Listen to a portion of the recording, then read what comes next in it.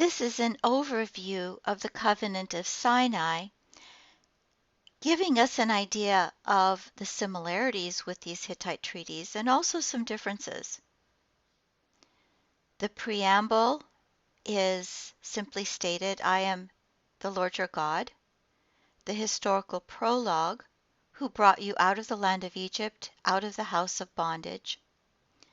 The stipulations, which are the Decalogue or Ten Commandments, the covenant code, which follows that, the legal material, but also some of this is reiterated in chapter 34 after the covenant making has been disrupted by the people's unfaithfulness. The covenant is to be preserved and publicly proclaimed, and here we have it proclaimed by Moses and written down in chapter 24.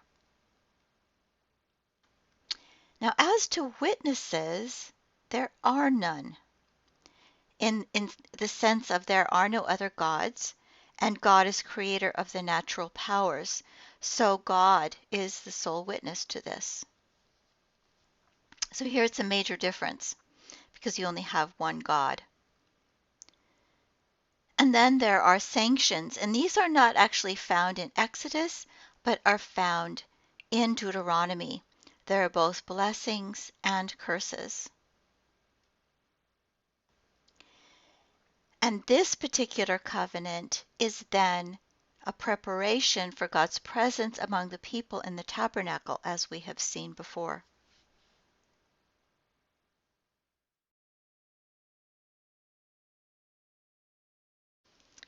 And here I will post this as a PDF, but you can get a more extensive idea of this. So I am Yahweh your God who brought you out of the land of Egypt, out of the house of bondage. And then the stipulations, and here we go through the Ten Commandments. You shall have no other gods. You shall not make for yourself a graven image. You shall not take the name of your Lord in vain. Remember the Sabbath day to keep it holy. Honor your father and mother. You shall not kill. You shall not commit adultery. You shall not steal. You shall not bear false witness against your neighbor. You shall not covet, etc. If you'll notice, this is a bit different because the treaties are actually formed in the context of possible war, in which the vassal, the lower of the kings, is promising to come to the aid of the higher king in his wars, and is also promising not to rebel. But here, the stipulations are much more all-encompassing as to how the people of Israel are to live their lives.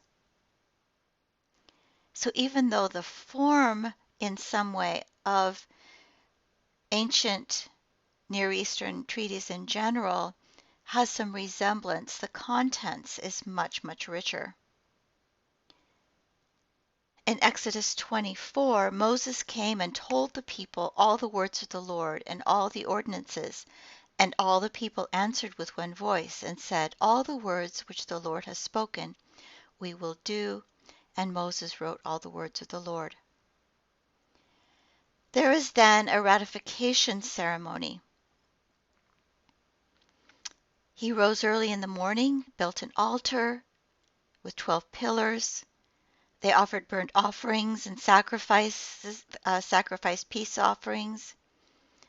The blood is thrown against the altar. He takes the book of the covenant and reads it. The people agree to follow.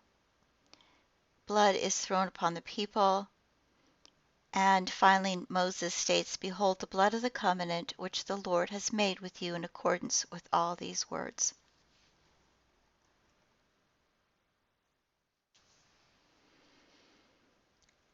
And one of the major elements of this is, will the Lord who brought them out of the land of Egypt be their God?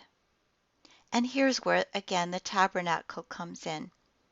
The plans of the tabernacle are given, the tabernacle is built, and then finally God dwells with his people, and rituals and laws are given as a means for atonement, forgiveness, wholeness, and reconciliation in Leviticus.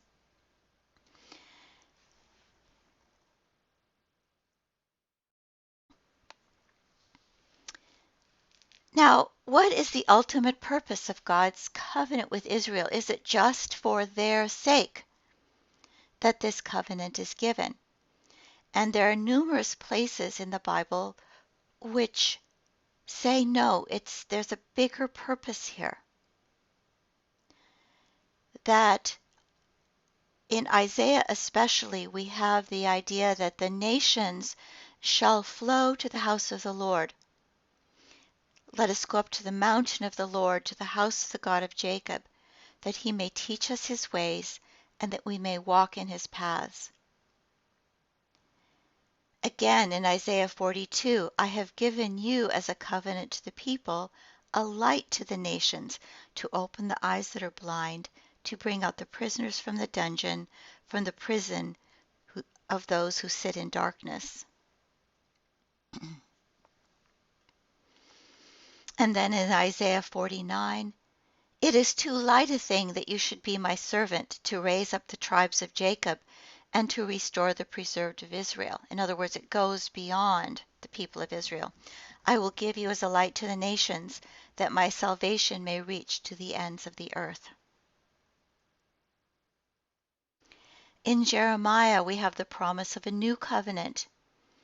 But this covenant which I will make with the house of Israel after those days, says the Lord, I will put my law within them, and I will write it upon their hearts, and I will be their God, and they shall be my people, which was the purpose of the original covenant.